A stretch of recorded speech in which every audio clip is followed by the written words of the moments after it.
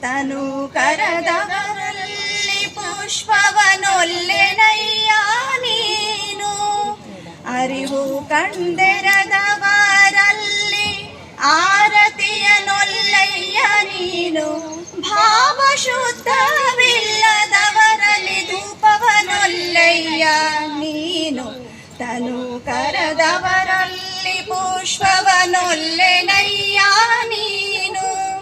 ಪರಿಣಾಮಿಗಳಲ್ಲದವರಲ್ಲಿ ನೈವೇದ್ಯವನೊಲ್ಲಯ್ಯ ನೀನು. ಹೃದಯ ಕಮಲವಿಲ್ಲದವರಲ್ಲಿ ಆರನೊಲ್ಲಯ್ಯ